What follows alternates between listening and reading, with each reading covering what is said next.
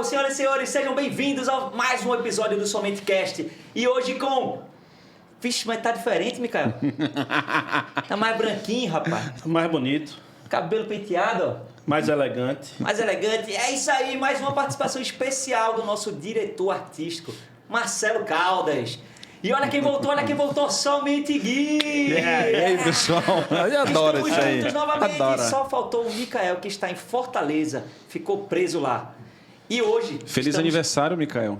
Feliz aniversário, Micael. Foi ontem, né? Foi dia 4 de junho. Foi dia 4, foi comemorar. Dia 4 de junho, é isso aí. Merecido, merecido. E estamos aqui com Charles Tokarski. É formado em administração pela FI Business School, em Curitiba. Tem MBA em gestão empresarial e outra em gestão financeira e controladoria pela FGV. CEO do grupo Roval. Sabe aquela farmáciazinha, ó? Vermelhinha, o cara é CEO de lá. Rede de farmácia de manipulação com 34 anos de mercado e mais de 70 operações pelo Nordeste. E é também autor do livro Gestão em Jogo, Histórias de uma Farmácia de Manipulação.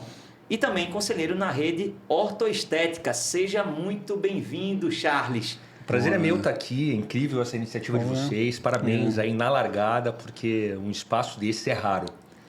Muito legal isso. E eu quero agradecer também, Charles. Pô, a história é muito bacana. Não li ainda seu livro. Fica aqui todo o compromisso. Por favor, gente, vamos ler. Mas é muito bacana ver um executivo, um CEO, autor, né, empreendedor e na frente de um projeto desse tão rico, né? A gente... já conhece a história da marca e tudo mais, querendo ou não, até como cliente, mas ter agora os bastidores dos desafios, de como é que foi construído, né? Todo mundo fala que é sorte quando a gente tem sucesso, né? Quero saber o quanto foi sorte, o quanto não foi, mas é isso. Ivan, vamos conhecer lá. mais aí. Só que a história. antes de eu vir com a minha perguntinha, eu gostaria de agradecer mais uma vez o apoio e patrocínio da Casa do Pará através do Felipe Barão. Muito obrigado, senhoras e senhores. Barão. Valeu, Barão. Valeu, Barão. Um beijo pra você e que a Casa do Pará esteja sempre presente aqui no Somente Cast. É isso aí. Vamos àquela perguntinha. Aquela perguntinha de praxe. Aquela perguntinha de praxe quando a gente começa aqui o Somente Cast. Lá do comecinho. Como é que foi lá do comecinho? Boa. Começo do começo. Começo do começo. Né? Onde tudo começou? Como é que foi no começo? Na verdade, eu sou a segunda geração. Né? A Roval, ela, como você comentou, a marca já tem 34 anos. Ela começou com meu pai. Legal. Até isso já é uma curiosidade que pouca gente sabe, né? Roval vem da junção de dois nomes, Rogério e Valfrido. Então, Legal, que bacana, são aqueles casos, né, que parte. quando você vai estudar a razão das coisas que tem que dar certo, né? Porque lá atrás, Roval não tinha sentido nenhum. E hoje já tem uma relação direta com a marca, com o que fazemos, né?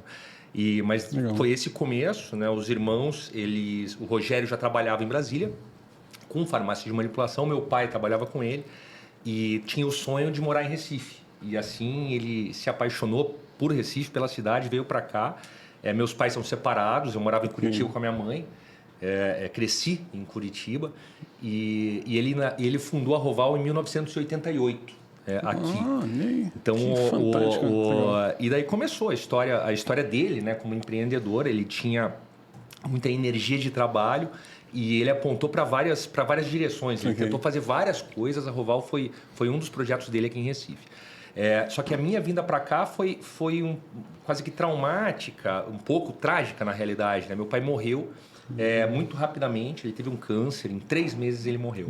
Eu estava no último ano de administração e do dia para a noite veio o dilema, né? O primeiro dilema. Eu com 23 anos... Saio ou não saio de Curitiba, venho ou não venho para cá para assumir a parte dele, a parte que cabia a ele nessa sociedade. E de uma forma bastante até imprudente e sem pensar muito, eu coloquei uma mochila nas costas e assim vim, né? Então assumi a Roval com 23 anos. Na época, nós éramos 6 lojas aqui, ele já tinha uma rede, era uma rede de farmácia já... ainda começando a história. Era ele e teu tio, ou quando ele veio para cá ele já veio... Ele veio sozinho. Meu tio sempre foi o sócio investidor. Como ele morava em Brasília, até hoje ele mora em Brasília. Ele tem a farmácia dele lá, a Farmacotécnica, uma farmácia de referência em Brasília. Legal, cara. E ele foi o sócio investidor e o meu pai veio com o trabalho. Aquele modelo antigão, né? Sim, você veio clássico, antigão, né? E assim eles fizeram o começo da jornada. Quando eu vim para cá, né, eu assumi a cadeira dele. Na época, ele, na transição, durante esses 10 anos, esses 11 anos que ele ficou à frente do negócio, o farmacêutico original, o primeiro farmacêutico, meu pai era advogado, né, isso é interessante também. E ele chamou para trabalhar com ele um farmacêutico que foi importante demais para a construção dessa marca, que chama Arion Medeiros. E o Arion ficou na sociedade, aí, primeiro como profissional, depois ele se tornou sócio, e depois ele saiu da sociedade. Mas, então era ele como executivo para tocar o negócio e o Arion como farmacêutico, responsável por toda a pegada técnica, né, desse business. E quando tu veio para cá, o Arion ainda estava? Ele estava. Ele estava. Então ele foi nesse primeiro momento, né, ele que me recepcionou em Recife. Legal, então, cara. Ele me ajudou muito, não só para entender a cidade, mas entender a empresa, né? As lojas eram em Recife, Pernambuco ou era Nordeste? Todas em Recife. Em Recife. Então, nesse começo até, na realidade, a gente já tinha uma farmácia em Maceió e uma farmácia em João Pessoa, no primeiro ano. Entendi. Só que a gente eu tive muita dificuldade de fazer as coisas acontecerem estando em Recife. A gente não tinha modelo nenhum de tecnologia. Quando a gente fala isso, parece engraçado, né? Cara, não tinha internet. Bem real, não tinha internet. Estava começando o MSN. Entendeu? Na tua tomada de decisão, tu já conhecia um pouco do negócio ou para tu era uma página em branco? Não era uma página em branco porque eu conhecia Recife. Então eu já tinha... praia, então já ajudou muito. Eu vinha passar férias aqui com meu pai. Legal, então era um período que eu ficava com ele, meus pais separados e tal. Então eu passava janeiro aqui.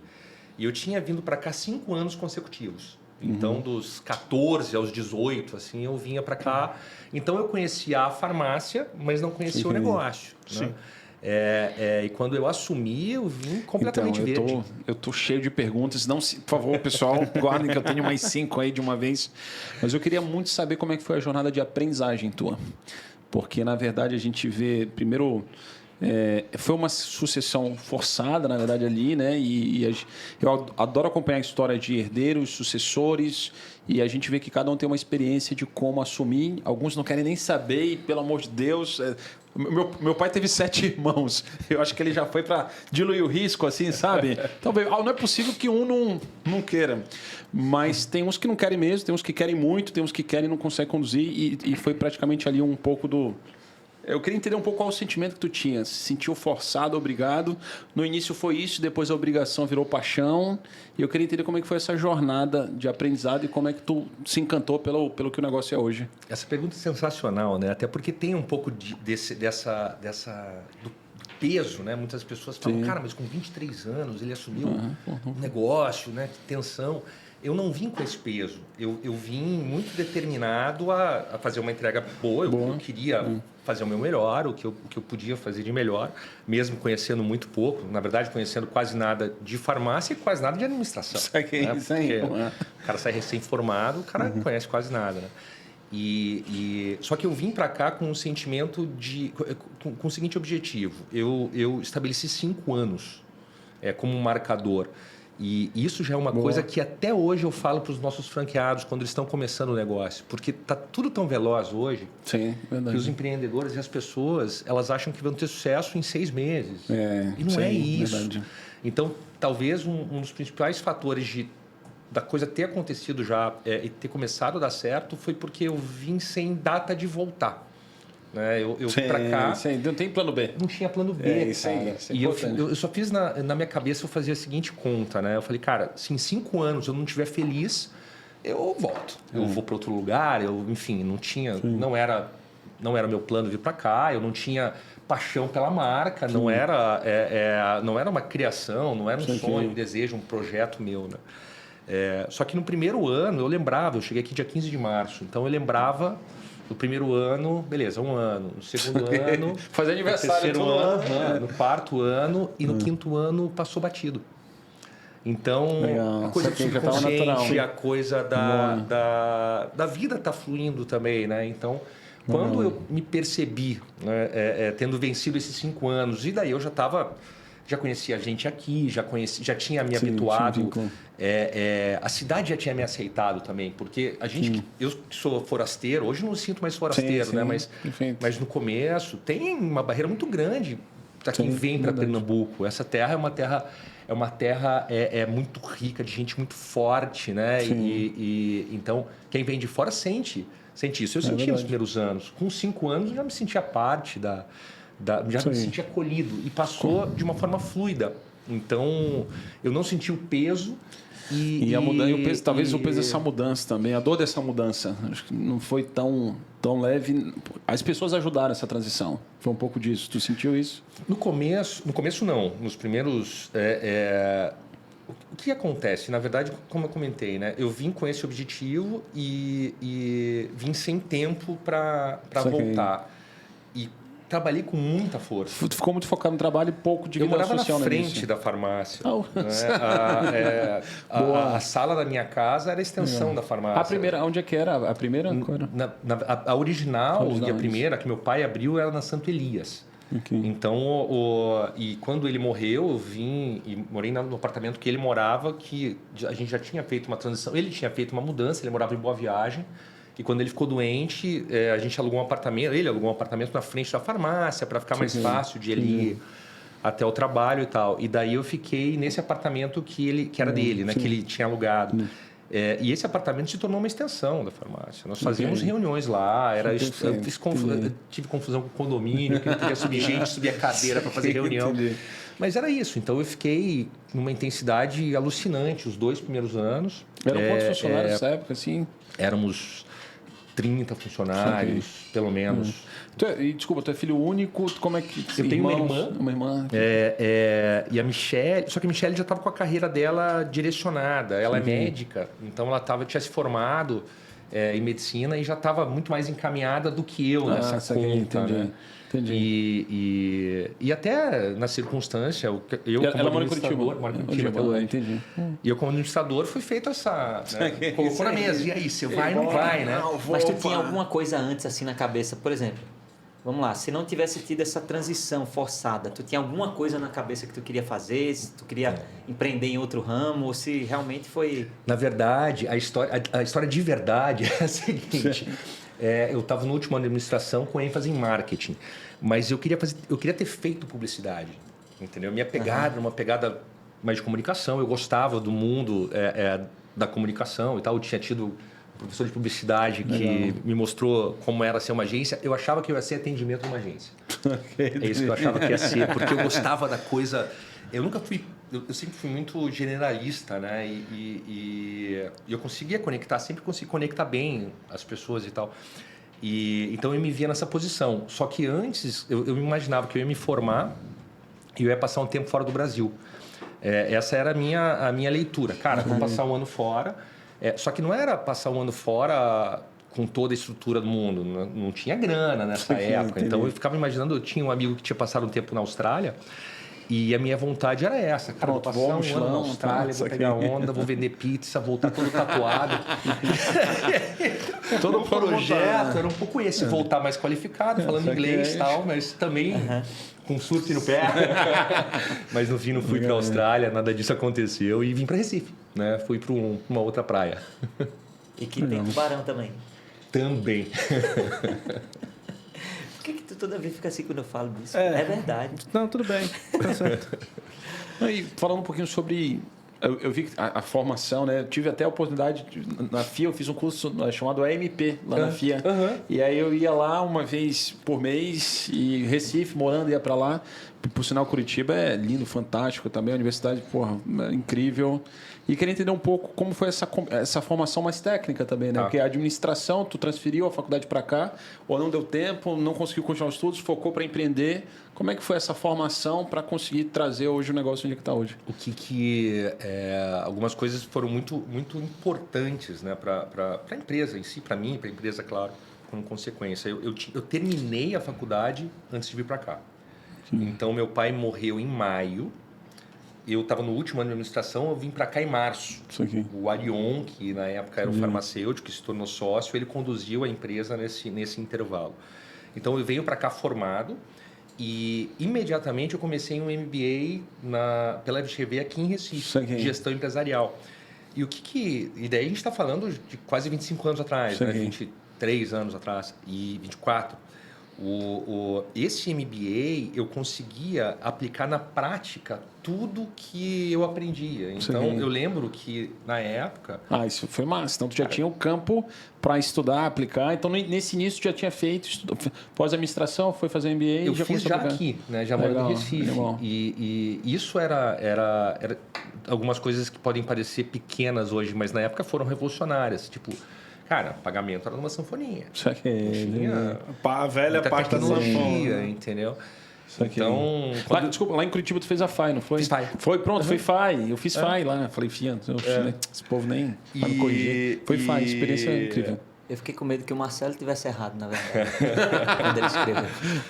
Então, por mais básico que seja, né? Quando eu tirei... Meio que o que estava vendo da lá sanfoninha para uma planilha do Excel já muda tudo, negócio, sabe? É uma coisa verdade, revolucionária. Verdade, E até hoje eu falo isso para a própria empresa. Se a gente consegue fazer e insiste em fazer o básico bem feito, a gente já tem uma chance enorme de dar certo. É engraçado, né? Uma frase que eu vi, o óbvio dá dinheiro, né? É isso aí. Cara, continua fazendo simples, sabe? Não, esses dias eu estava só aproveitando o gancho, né? Que não vou falar o nome da pessoa, né? Que é um dos dois, então tem 50% de chance, mas eu estava conversando com um deles. Aí, não, porra, mas a gente vai plantar um sistema e tal. Eu falei, irmão, ok, sistema do cara e tal. Mas, bicho, traz na planilha, porra, mas na planilha... Não, e o bacana é que ele já tinha 200 coisas já em planilha, mas aquela que eu pedi, não, vai vir um sistema, irmão, tu já tá usando planilha, replica a planilha e tá tudo certo. Só para fazer confusão não fui eu não, tá certo? Pronto. Bicho, aí pronto, tu vai, meu irmão, 200 dados aí, o sistema tá em implantação. Meu irmão, se for esperar o sistema implantar, calma, vamos fazer por fase, aí depois a gente vai substituindo, mas muito legal ver assim o quanto, porque na verdade foi uma mudança de tecnologia, né? Exato. A mudança de tecnologia tá começando a trazer para dentro da... E como é que foi, assim, de novo, o que mais teve de contribuições, que isso é legal saber, e como tu conseguiu mostrar os diferenciais, né? Quais foram os principais diferenciais que a Carval começou a ter fruto dessas mudanças que tu foi fazendo? O que talvez a maior característica da empresa hoje e a forma como a gente conseguiu dar essa cara de negócios foi o fato de eu ter sido administrador, o fato de eu ser administrador, porque esse é um negócio feito de farmacêuticos, feito por farmacêuticos no mercado inteiro. Então, hoje são 8 mil, quase 8.200 farmácias no Brasil, quase todas de farmacêuticos, e quase todas lojas, 95% de pequenas empresas, de lojas com uma loja ou duas lojas. Então, é um farmacêutico que está lá, que bate no peito e, e encara todas as nuances desse negócio. O que eu trouxe foi uma vertente de business para esse negócio técnico. Legal. Então, até quando a gente optou pelo franchising para fazer o crescimento acontecer, isso ficou muito, muito nítido. Quando a gente conseguia fazer a comparação dos adjetivos que a gente podia colocar que eram diferentes do que o mercado apresentava, os principais eles tinham relação com business e não com farmácia. É um pouco assim, você toca o teu negócio ou você administra o teu negócio. É diferente. Né? O tocar é muito matar no peito, matar um leão por dia e fazer o que muita gente faz. Administrar tem técnica, né? Tem gestão por trás, tem metodologia. Então, talvez esse tenha sido o grande diferencial da marca. E até hoje continua sendo. Quando a gente faz essa comparação de mercado, o fato da gente olhar muito para o negócio farmacêutico, mais do que para a farmácia, deixa a gente aí com algumas habilidades diferentes. Né? Perfeito. Que se traduz em atendimento, mercado, trabalho, expansão. Né? A gente usa muita técnica, a gente não faz, a gente não acha mais nada, né? Ninguém acha. Ou a gente tem informação para tomar decisão, ou a gente não toma decisão. Então, isso tem uma relação direta com técnica, né? Boa. E que ainda usa planilha? Ainda usa sistema? Planilha tem para todos. Tem sistema, mas a planilha é a paixão. Isso aí. Beleza, o relatório tá lindo, mas a gente joga um dashboard aí para eu olhar. Bom demais, cara. Conta, Ivan. Opa, calma. Não. Fala, Marcelo. Lá na tomada de decisão de tornar franquia ou não, o que foi que mais pesou para você tomar essa decisão de Por franquia? que franquear? Então, Não outros cara, modelos. Né? essa história é uma outra história que aqui é para falar a verdade. Né? Essa história tem pimenta. Essa história tem pimenta. Não foi nada planejado. E muitas pessoas acham que as coisas acontecem de uma forma totalmente planejada. Não estou falando na minha empresa, estou falando assim, no mercado de modo geral. Cara, e quanto mais eu conheço empresas grandes e maiores, a sensação que eu tenho é que é um pouco na vibração que as coisas acontecem, né? E com a gente não foi diferente. Então, nós tocávamos a operação própria em Recife e a gente estava indo bem na operação própria em Recife. Só que é muito comum profissionais trabalharem no interior e trabalharem aqui. E a gente começou a ter essa chamada, tanto de potenciais clientes como de médicos. Por que a Roval não vem para Caruaru? Por que a Roval não vem para outras cidades? Por que a Roval não está em Campina Grande? Cidades importantes. E eu, relutante, eu estava muito reticente, porque eu tinha tido os meus traumas passados. Né? A gente fechou Maceió, a gente teve uma transição dura em João Pessoa, numa loja que a gente tinha lá. E, cara, eu não consigo tocar à distância. Eu não tinha essa dinâmica. E o mercado já tinha apontado para o franchising. As marcas, que hoje são as marcas, algumas marcas que são maiores em número de unidades, elas começaram uma década antes de nós. Então, Tinham testado um modelo, querendo já tinha um modelo traçado ali para o franchising acontecer. Só que eu não estava pensando na expansão. Eu estava pensando em fazer Recife ser muito legal, aquela operação ser muito legal. E a partir dessa provocação, né, eu estava voltando, na época, a Daniela, que era nossa arquiteta na época, eu estava voltando de Boa Viagem e vi um outdoor. Primeira feira de franquias do Nordeste. Olha. Né? E daí eu passando, estava saindo da loja de Boa Viagem aqui, indo para o centro da cidade. E daí eu cheguei e falei para ela, vamos almoçar comigo. E daí nós fomos, onde a gente vai? Não, vamos comigo. E a gente foi no centro. Você já tinha quantas lojas nessa época? Assim? Penso que as mesmas 6. As mesmas 6 aqui em Recife. Então você começou a pensar no franchise, você tinha 6 lojas e fez assim, Na verdade, não. Nós chegamos a ter 8 lojas em Recife. Certo. Então, talvez a gente tivesse 8 lojas aqui. Algumas dessas lojas hoje são franquias. Então, a gente transformou Paulista, por exemplo. Era uma loja própria, a gente transformou em franquia. Jaboatão dos Guararapes. É outra cidade, né? Era uma loja própria, a gente transformou em franquia. Então, eu não lembro exatamente quantas lojas. Mas a gente atuava com muita força em Recife e em João Pessoa. Né? E daí, nessa história, a gente entra na feira de franquias, e eu sabia muito pouco do franchising, e daí eu entro com a Daniela, que é minha prima também, e a gente entrou, e o primeiro stand da primeira feira de franquias do Nordeste, lá no Centro de Convenções, era da HM. A Milton Marcondes, que é um cara, um cara super experiente, super competente, egresso de São Paulo, que morava aqui, tem uma empresa que formata franquias. Então, uma empresa de formatação de franquia. E eu achava que isso era caro. Eu não lembro o dinheiro da época, sabe? Então, eu nem pensava em fazer, porque a gente não tinha grana, né? Não tinha, assim, grana para fazer um cheque. Não lembro quanto era o dinheiro da época, mas eu achava que era muito caro, que a gente não tinha como fazer. Vamos lá dar uma olhada no que era. E eu entro nesse stand, o cara me atende, uma coincidência da vida, né? E ele começa a me contar como é que funciona e tal. Eu vi que ele já tinha formatado uma outra marca de farmácia. Isso já me chamou a atenção. Né? E daí, quando eu fui perguntar, mas quanto que custa? Eu vi que era muito menos do que eu achava e podia parcelar. Entendi. Pronto, acabou. Cara, se fizer em 12... o contrato... Na hora. Sem entrar na feira. Aquela história. Eu assinei o contrato, o Daniela não acreditou. Ela não acreditou. Eu assinei o contrato e voltei. Vamos fazer a franquia. Isso aí, acabou. Então, veja, né? Como maluco. Quanto é que era? Não, mas ele parcelava. Ele parcelou em 10 vezes. Cara. Essa é a história, essa é a verdade por trás do planejamento, né? Então foi assim que a gente foi pro franchising, veja. Então o que hoje hoje... Mas desculpa, mas é muito legal isso que tu trouxe, né? Porque na verdade é um pouco da jornada do empreendedor, né, cara? Eu tenho exemplos às vezes de negócio que os que tinham plano de negócio deram errado e os que não tinham deram certo. Então, eu te dou os 2 exemplos que eu falei, como é que existe?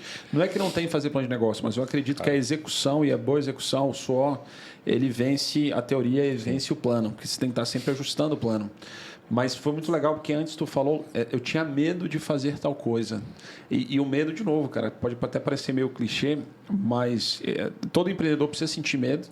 E, na verdade, é o medo que te faz fazer perguntas que você não costuma fazer. E talvez esse medo foi o que te levou ao seguinte, tá bom, se existe uma forma de se fazer, pelo menos eu vou atrás de alguém que sabe, Exato. que é competente e tudo mais. Agora, claro, tem um pouco de loucura também. Porque assinar faz parte, bicho. Rapaz, eu acho que todo empreendedor de sucesso ele acaba tendo um momento de loucura. E uma vez eu aprendi uma frase que eu acredito muito assim, né? Que a diferença entre a loucura, um louco e um gênio é o resultado. Então, no final das contas, tu assinou, Deu certo. mas o que deu certo foi depois tu cair para dentro e fazer o projeto acontecer, né? Ele ainda dividiu o medo e a loucura em 10 vezes. Aí, meu irmão, ficou parceladinho ali o medo e a loucura. Não, e a minha... Eu assustava o cheque. Como muita gente se assustou com isso, né? Quando eu cheguei na farmácia, quando eu voltei para a farmácia, muita gente se assustou. Eu falei, calma, a gente vai formatar, a gente não precisa vender. O cara também tem um brother aí chegando aqui, ele vai ajudar. Mas o que você falou é muito interessante, porque hoje, depois de um pouco mais de maturidade, né? Eu faço muito essa fala quando eu estou conversando sobre incertezas, né? Para tentar dividir o que é risco do que é incerteza. Porque o risco a gente consegue calcular, a incerteza não. Então, o medo, tudo bem ele acontecer, mas o risco você pode calcular. Então, o que faz a gente se mover, né? É tentar fazer essa calibragem, porque tudo tem risco. Se você não sai da inércia, se você não toma risco nenhum, é muito difícil de você dar uma estilingada. Né? Porque sempre a resposta ela vai ser proporcional à aposta. Não tem como ser diferente. Então, o risco, muitas vezes, ele tá nessa conta. Né? A incerteza não. Incerteza, cara. Incerteza... Agora, uma curiosidade assim. Primeiro, eu gosto muito do modelo de franquia para expansão. Gosto. Eu já tive franquia também. Mas eu estou a fim de ser um franqueador agora. Quero montar algum negócio, tem negócio bom que pode funcionar, enfim.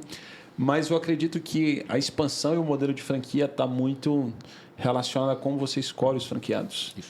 E cada franquia tem um modelo, uma forma. Eu queria que tu contasse, até porque pode ter algum interessado escutando a gente, né? Exatamente. Mas é muito importante porque isso que tu falar, talvez, dos elementos ou o olhar que tu tem ao processo, vai trazer muito do empreendedorismo. Porque qualquer negócio, seja franquia, ou seja para montar uma sociedade, ou até para contratar um gerente, um líder, eu hoje até...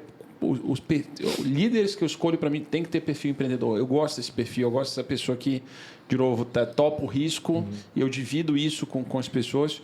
Mas eu queria saber um pouco o olhar de vocês, quais são os critérios, o que é importante que vocês enxergam no franqueado. Você falou bem, o principal, talvez a grande barreira seja o perfil. Né? Eu acho que as franquias que fazem uma escolha com muito critério, elas vão melhor. Porque muita gente pensa que dois aspectos. Primeiro, né?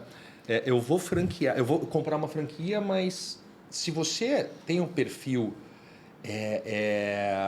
de autonomia, se você tem um perfil de criatividade, se você tem vontade de fazer coisas da tua cabeça, e que muita gente tem, esse cara não pode estar no sistema. É isso aí, tem que franquia Ele não pode estar padrão, no sistema. O sistema é um regramento duro. Boa.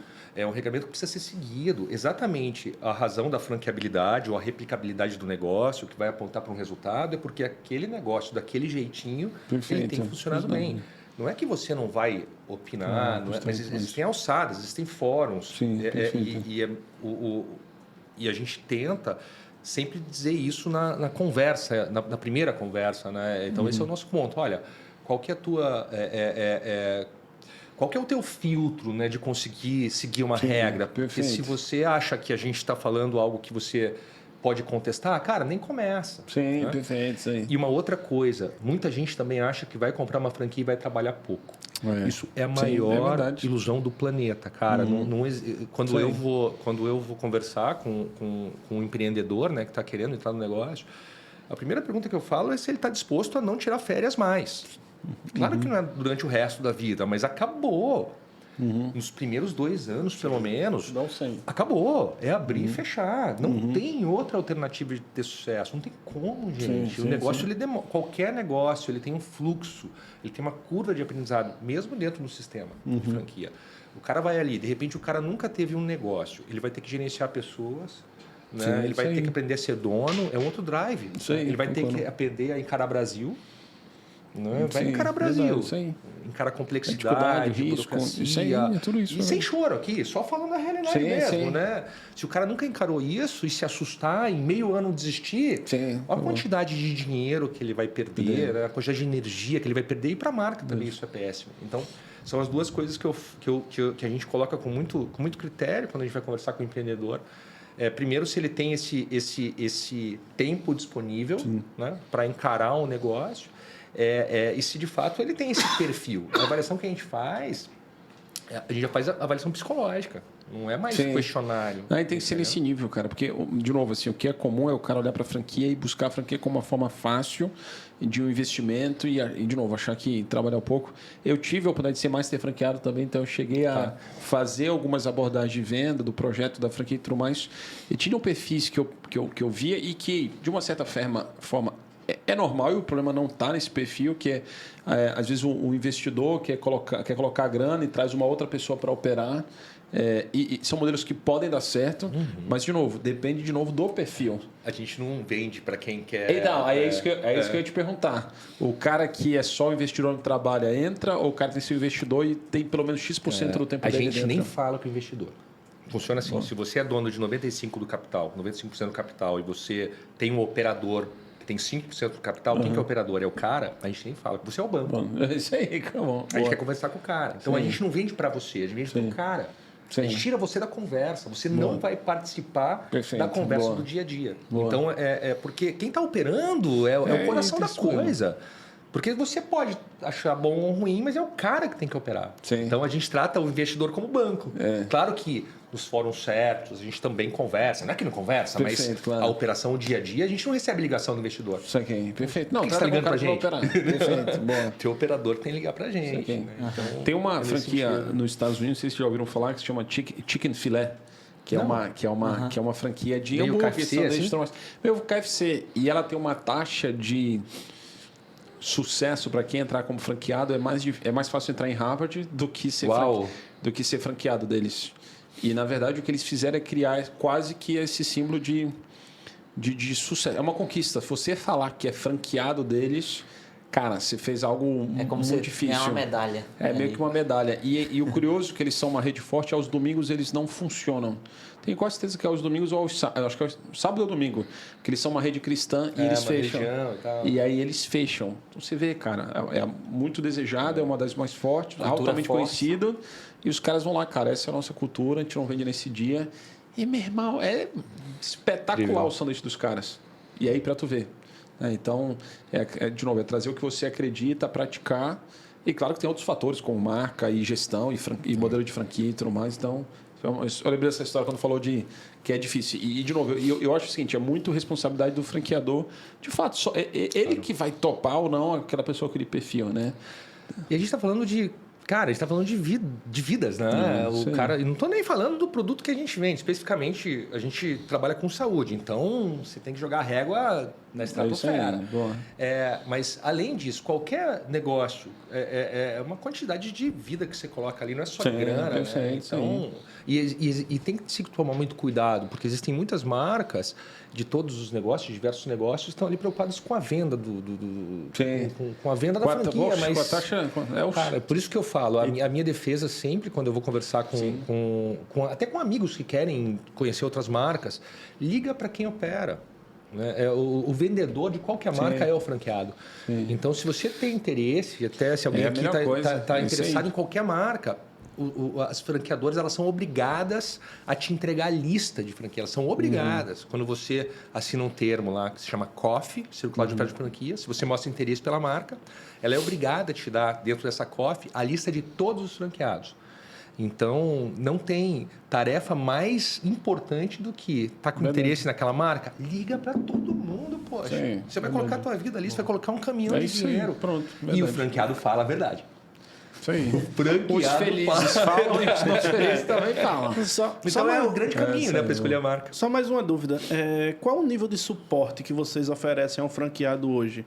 Vamos supor, o cara fechou acordo com vocês de franquia, mas ele está precisando de um suporte, seja jurídico, seja na área de gente, cultura, enfim. O que é que vocês oferecem de suporte ao franqueado? Só vou responder a pergunta antes com uma explicação, né? Como é que é esse processo de transferência de know-how, né? O que deixa o sistema forte é a permanente transferência de know-how. Então, não adianta você vender uma franquia hoje e o cara vai te pagar um royalty. Se você não entrar em desenvolvimento, se você não continuar desenvolvendo aquela marca, muito rapidamente ele vai perder o interesse por aquela marca, né? Por aquele grupo.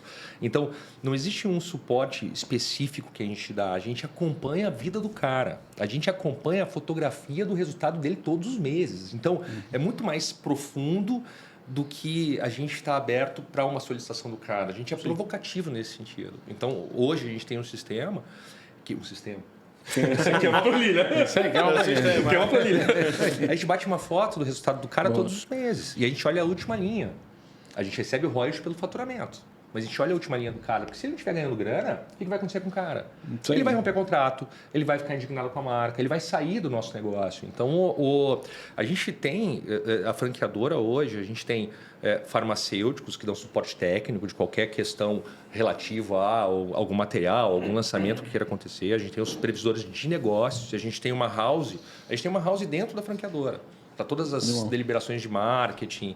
O nosso fundo de propaganda é gerenciado pela franqueadora, mas a gente tem essa relação direta com os caras. Se os caras querem fazer impulsionamento nas redes sociais locais, ou rádio, ou quer desenvolver alguma peça de comunicação, tudo isso está dentro desse pacote de transferência de know-how perene. Né? Não é uma coisa estanque, entende? Entendi. Hoje são quantas unidades? 70. Hoje são 70. 70 unidades. A gente Saiu tá de 6 para 70 franchises.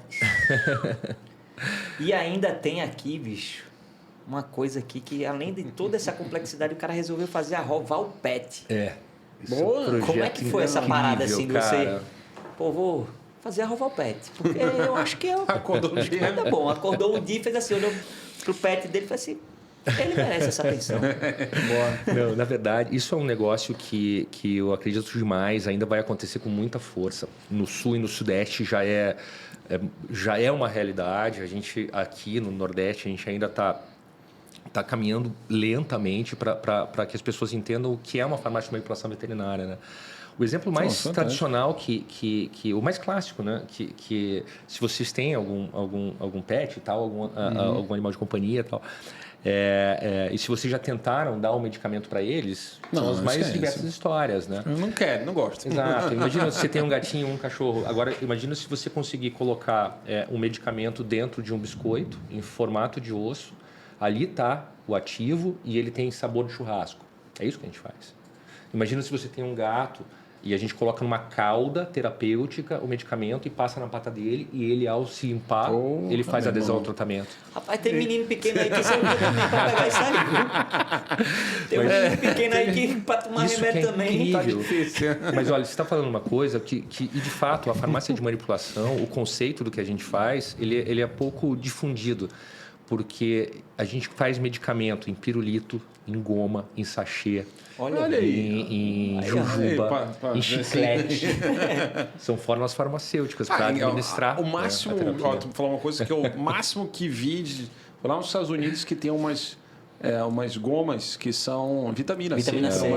Foi o máximo que eu vi, eu falei, opa, comprei. Então a coisa da Roval Pet, ela nasce com essa tendência do varejo veterinário, que é uma loucura. Esses números, eles são assustadores, né? O que está crescendo no Brasil e desse varejo é assustador. E existe essa oportunidade de colocar essa possibilidade de terapia para os veterinários. Só que é como se fosse a farmácia de manipulação 20 anos atrás, que a gente tinha que mostrar para o médico todas as possibilidades farmacêuticas, as formas farmacêuticas que a gente tem. É isso que a gente está vivendo hoje. A gente mostra para o veterinário e para o tutor, né, que não é Que não tem só aquelas fórmulas farmacêuticas da indústria, Pois que existe muita possibilidade isso para... acaba virando uma oportunidade, como eu fazendo uma reflexão rápida sobre os próprios médicos, os veterinários também terem a possibilidade de fazer as manipulações ou os tratamentos. É claro que deve ter certificado, autorização, cada fórmula e tudo mais, mas isso também vira uma oportunidade para melhorar o tratamento. O próprio veterinário ter a oportunidade de melhorar o tratamento, né? Porque tudo tem uma relação direta com a quantidade de droga que a gente usa, né? Isso na indústria farmacêutica. Nós todos somos considerados adultos. Veja, nós temos históricos clínicos diferentes, idades diferentes, hábitos diferentes, né? Então, não necessariamente a gente tem que tomar a mesma quantidade de ativo. Sim. Isso é a mesma circunstância. Agora você imagina, vai para a veterinária, você tem um Golden Retriever e um Chihuahua Chihuahua. Sem um cavalo.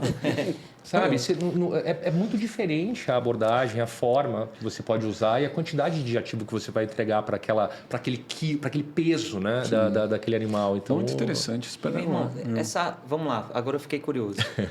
Agora? Só agora você ficou curioso? Pô, eu tô há 40 minutos aqui já curioso.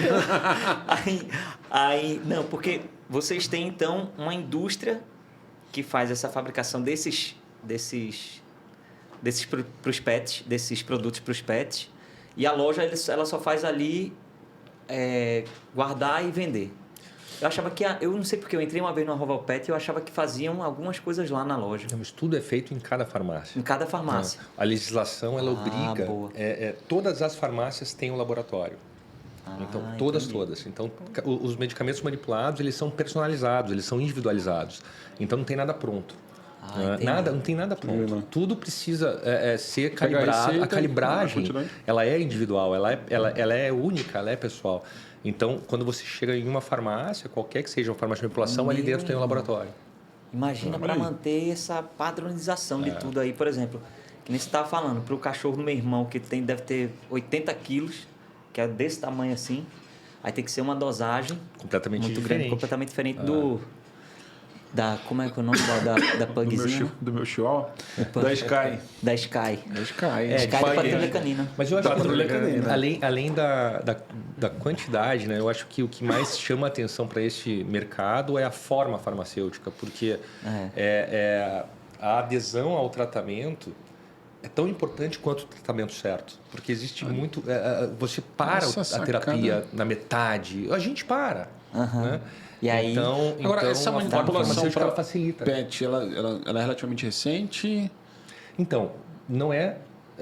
As maiores marcas, elas já existem há mais de 10 anos aqui. Já como eu comentei, né? Existem farmácias aí com mais de 30 lojas no Brasil. Mas de PET? De PET, exclusivamente veterinários. Né? Isso aqui. O nosso projeto, ele ainda vai crescer. Hoje nós temos 5 operações PET. Né? Então, já... há alguns anos que a gente vem tentando entender essa dinâmica do mercado, né? Como fazer com que as pessoas conheçam mais, os tutores conheçam mais, os próprios profissionais veterinários, né? Quais são as vantagens que eles vão ter ao personalizar o tratamento. Então, é um negócio novo, na realidade. Descobrimento, né? Uma pergunta besta, talvez, ou uma curiosidade. Mas, por exemplo, você fala muito de loja física, mas e a expansão de e-commerce e tudo mais para manipulado? E como é que é? Existe uma restrição? Não existe? Tem muita barreira sanitária e tem que ter. Né? A gente está falando de medicamento, então você não pode vender hormônio, você não pode vender controlado, você não pode vender uma série de circunstâncias se você não tiver receita. Então, se esse comércio acontecer de forma mais facilitada no e-commerce, acho que perde muito a mão, né? Uma coisa que eu descobri ano passado é a tal da receita eletrônica. Acho que foi ano passado. Facilita muito. Por causa da pandemia, isso acelerou demais. Eu não sei se já usou muito. Já. Meu irmão, talvez muito por causa da pandemia mesmo. Acho que foi ano passado ou ano retrasado. Bicho, o doutor mandou, solta aqui o link embaixo. Eu falei, como é que é, meu irmão? Tá me enrolando? Então, talvez, de novo, tem que esperar. Acho que alguns setores, algumas limitações têm que se atualizar em conjunto também, né? A tecnologia, ela é favorável para muita coisa, mas quando a gente fala de saúde, tem que ter um cuidado exagerado. Sim, tem que ter, eu concordo demais com tudo isso. Para vocês terem uma ideia, dependendo dos ativos que a gente vende, a gente envia semanalmente um relatório para os organismos de controle. E tem que acontecer, tem que ser assim. Qual é a loja mais longe que vocês têm? Só curiosidade. A gente está no Nordeste todo, cara. A gente está em São Luís. Né? Desde São Luís, pronto. Só em relação... No Pará tem? Temos no Pará. Não, no Pará não. No Norte. A gente está no Nordeste só. Franqueado. Pronto. Eu sou... A gente está só no Nordeste por enquanto, Pronto, né? eu sou paraense. Se você quiser ajudar lá, oportunidade de negócio. Dá um quadro, hein? Oportunidade de negócio. É isso aí. Master franqueado no na região norte. E quer ser assessorado por somente Gui para conseguir uma franquia. Saiu agora. Meu Deus, saiu agora. Não, é só falar com o Charles, ele já vai receber. Isso é até interessante, porque a gente abriu a expansão nacional, né? Então agora a gente já pode ir para outras regiões, a gente já tem essa estrutura para fazer acontecer, só que a gente vai, da mesma forma, quando o franchising nasceu, a nossa expansão nacional também a gente pretende fazer de uma forma muito organizada. Legal, a gente, o crescimento não vai ser acelerado, a gente não tem pressa no crescimento da rede, a gente está muito mais preocupado com a qualidade da rede. E indo um pouco para pessoa física, Charles. Poxa, tu me conhece. Puxa aquelas situações Você me conhece. icônicas. Não vou falar, não. Eu queria que tu falasse mais sobre o teu livro, cara. Gerenciar o tempo. Boa. E quais são as 3 principais dicas aí pra gente? Vou pegar meu caderno aqui, só um minuto. Cara, esse livro ele nasceu, foi uma delícia ter dedicado energia e tempo, né, para esse livro. Na verdade, foi um pouco... Eu fiz 45 anos no ano passado e estava nessa revalidação assim, né, do trabalho, da minha posição na marca, no grupo. E como eu gosto muito de futebol, né, o livro teve essa brincadeira também, que ele é 45 minutos, final do primeiro tempo. Legal. Então o livro ele serviu como essa analogia das coisas que funcionaram, que eu acho que funcionaram na digestão, de modo geral. Claro que o ambiente todo é dentro de uma rede de farmácia de manipulação, mas as conversas elas são de gestão. E eu fiz esses capítulos, né, tentando varrer, né, tudo que eu acho que funcionou de verdade no crescimento da rede. Então tem ali toques de gestão, gerenciamento do tempo, alinhamento de expectativa, formatação de preço, comercial e tal. Quando o convidado vier, o livro dele tem que estar aqui para a gente mostrar a capa, fazer a divulgação. Por favor, gente. Verdade. Onde é que a gente consegue encontrar o livro? Na verdade, eu trouxe um livro para vocês, né? Para cada um de vocês, né?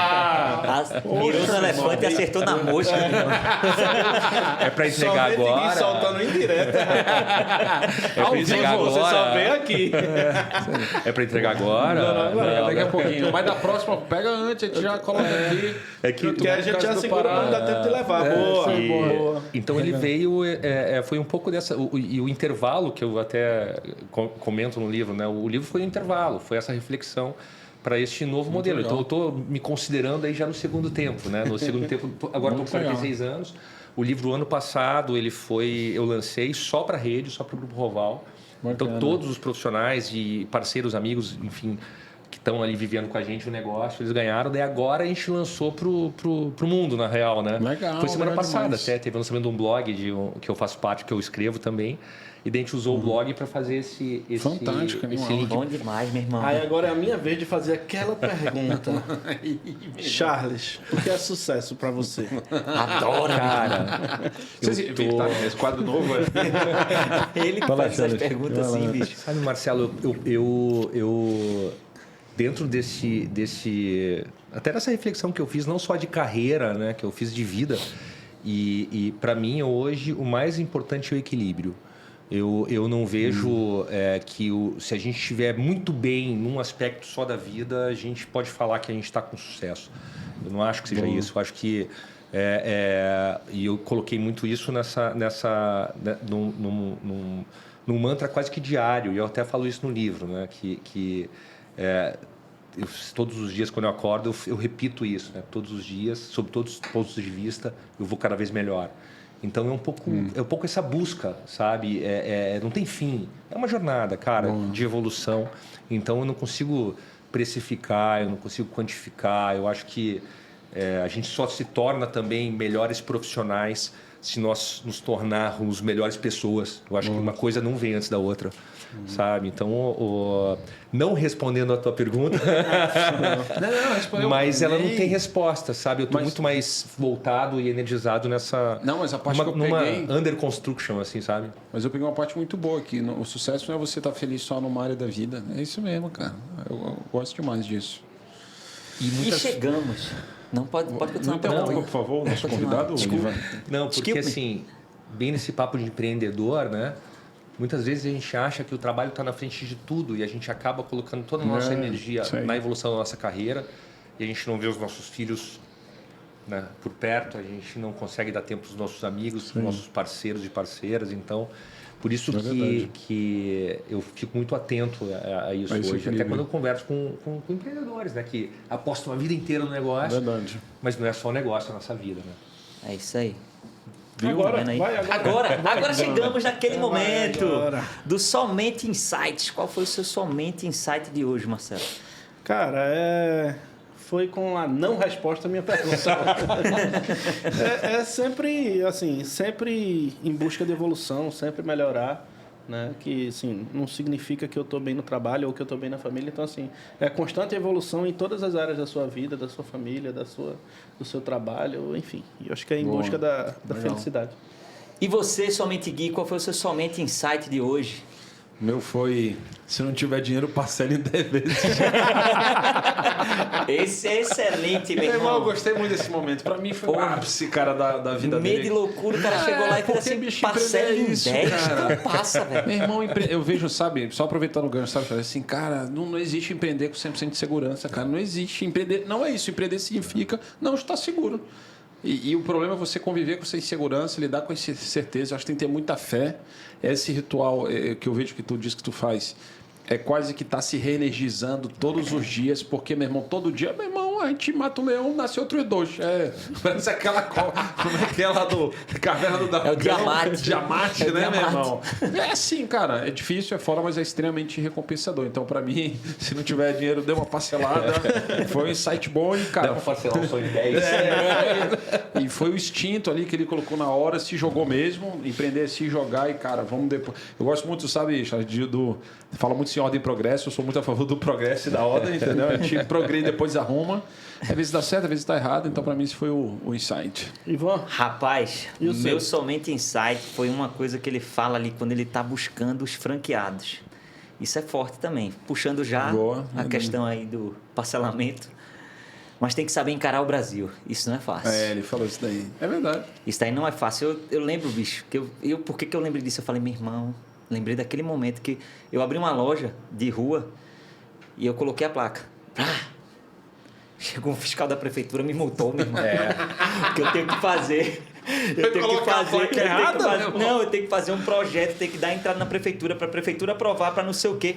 E aí, bicho, ele pediu para botar um saco na placa da loja. Eu falei, meu irmão, eu vou colocar o saco, vou esconder a marca da loja, eu quero divulgar a marca da loja. Eu falei, não, meu irmão, vou pagar a multa. Paguei a multa. Aí eu fui abrir outra. Aí eu abri outra loja. E aí eu não fui na prefeitura de novo. Sai também, né, meu irmão? O cara foi lá e passou a caneta. Eu falei, não, vou botar o saco agora. sabe o que é que você deveria ter feito? Parcelado em 10 vezes. Mas eu parcelei. Não foi em 10 não, mas eu parcelei. Bom demais, cara. E agora, Charles, o seu Somente Insight para hoje. Mais um, né? Na verdade, eu tô com um sentimento muito bom, porque o meu Somente Insight, essa é a primeira vez que eu faço um podcast na vida. Então eu tô Coisa boa, rapaz! Olha aí! realizado, cara, feliz bacana. aí de poder, né? Participar com vocês Legal e de demais, fazer o cara. primeiro. Diz que você nunca esquece do primeiro. É isso aí. Eu nunca esquecerei. Legal demais, cara. Bom demais, Obrigadão, bom Charles. demais. Muito feliz, cara. Obrigado pela tua Imagina. história, muito aprendizado. Tem um livro aí que eu... Gestão em Jogo, que eu já vou dar uma lida. Então, brigadão, cara. Foi muito legal. Hoje foi especial. Obrigado. E vamos encerrando aqui mais um episódio do Somente Cast. Mas antes de encerrar, por favor, Jack, pega os livros da gente, por favor. Que eu quero boa. mostrar agora o livro. Viu, Marcelo? Viu? Viu como é que faz, Marcelo? Pediu, levou, né? Esse aqui, ó, é o Gestão em Jogo. Esse aqui é meu, viu? Vai atrás do seu. Jack, Vai atrás cadê do o meu, seu. Jack? Tá aqui, tá aqui, tá aqui. Ah, É isso aí. Tô brincando. E vamos encerrando mais um episódio. Boa noite a todos. E ó, vamos lá. Marcelo Caldas, Ivanzinho, quem vos fala, somente Gui. E aqui, se você quiser seguir essa fera, é @ctokarski. TOKARSKI. E claro, sigam o Somente Cast no Instagram, no YouTube e no Spotify. Valeu, meu povo. Lembrei de todos hoje. Uhul! Valeu! Valeu, muito obrigado. Valeu.